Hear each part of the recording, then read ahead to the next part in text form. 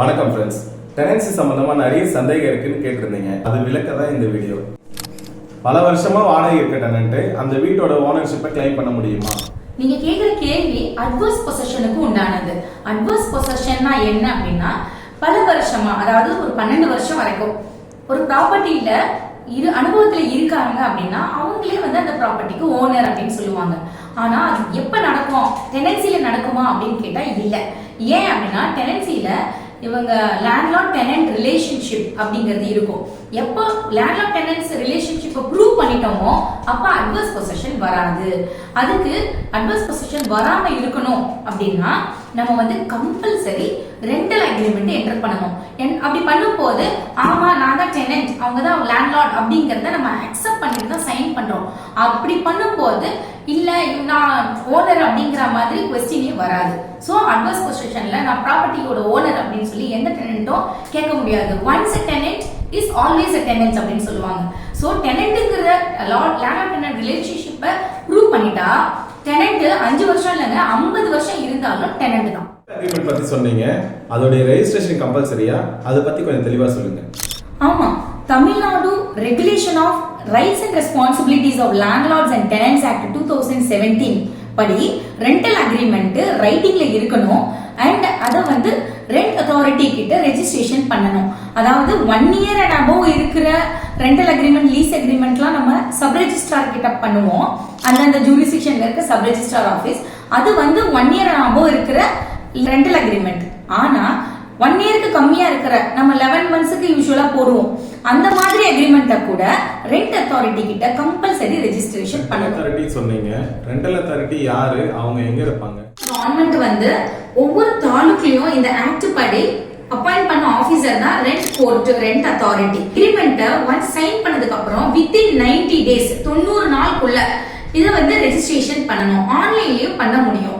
அதுக்கு website link சொல்றேன், கவனிச்சுக்கோங்க. www.tenancy.tn.gov.in. இன்னொரு சொல்றேன், www.tenancy.tn.gov.in. இந்த வெப்சைட்ல நீங்க ஒரு யூசர் ஐடி பாஸ்வேர்ட் கிரியேட் பண்ணிட்டு உங்களோட ரெண்டல் அக்ரிமெண்ட்டை ரெஜிஸ்ட்ரேஷன் பண்ணிக்க முடியும். அதுக்கான ரெஜிஸ்ட்ரேஷன் ஃபீஸ் 100 rupees தான். லேண்ட்லார்டு எவ்வளவு வேணாலும் வாடகை கேட்க முடியுமா? அதுக்கு ஏதோ லிமிட் இருக்கா? ரெண்டல் அக்ரிமெண்ட்ல இதுதான் வாடகை அப்படின்னு என்ன லேண்ட்லார்டும் டெனன்ட் அக்ரி பண்றாங்களோ அந்த அமௌண்ட்டை தான் கேட்க முடியும். அதை தாண்டி கேட்க முடியாது. ஒரு சில இடங்கள்ல ரொம்ப ஜாஸ்தி பண்ணிட்டே போவாங்க. அப்படி இருந்தது அப்படின்னா ரெண்ட் அத்தாரிட்டி கிட்ட ஒரு அப்ளிகேஷன் போட்டு அதை ஃபேர் ரெண்ட் ஃபிக்ஸ் பண்ண முடியும். ஃபேர் ரெண்ட் எதெல்லாம் வச்சு பண்ணுவாங்க அப்படின்னா, மார்க்கெட் பிரைஸ்னு சொல்லி ஒண்ணு இருக்கு. இந்த சுத்தி இருக்கிற ஏரியால என்னெல்லாம் ரெண்ட் வசூலிக்கிறாங்களோ அதை பொறுத்து ஃபேர் ரெண்ட் ஃபிக்ஸ் பண்ணுவாங்க. என்னென்ன அம்யூனிட்டிஸ் இருக்கு, அதோட ஏரியா எவ்வளோ, இது எல்லாமே ஒரு ஃபேக்டர்ஸ் தான் ரெண்ட் ஃபிக்ஸ் பண்றதுக்காக. இந்த ஆக்ட் படி அட்வான்ஸ் அமௌண்ட் எவ்வளவு வரைக்கும் வாங்கலாம்? இந்த ஆக்ட் படி 3 மாச வாடகை வரைக்கும் செக்யூரிட்டி டெபாசிட்டா வாங்கலாம். அதுக்கு மேல செக்யூரிட்டி டெபாசிட் வாங்க முடியாது. எந்தெந்த காரணத்துக்காக வாடகைதாரரை வெளியேற்ற முடியும்?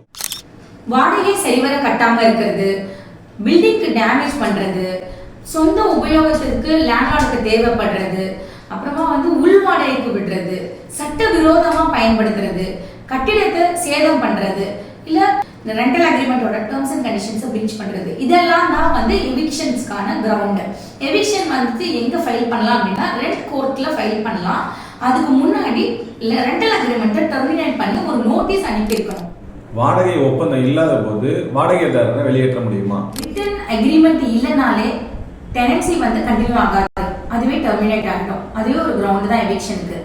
ஆனா ரிட்டன் அக்ரிமெண்ட் இருந்ததுன்னா ரெண்ட் கண்ட்ரோல் அத்தாரிட்டி கிட்ட நம்ம ஒரு RLTOP ஃபைல் பண்ண முடியும். ரிட்டன் அக்ரிமெண்ட் இல்லாதவங்களுக்கு section 106 of transfer of properties act அதுல எவிக்ஷன் சூட் சிவில் கோர்ட்ல ஃபைல் பண்ணலாம்.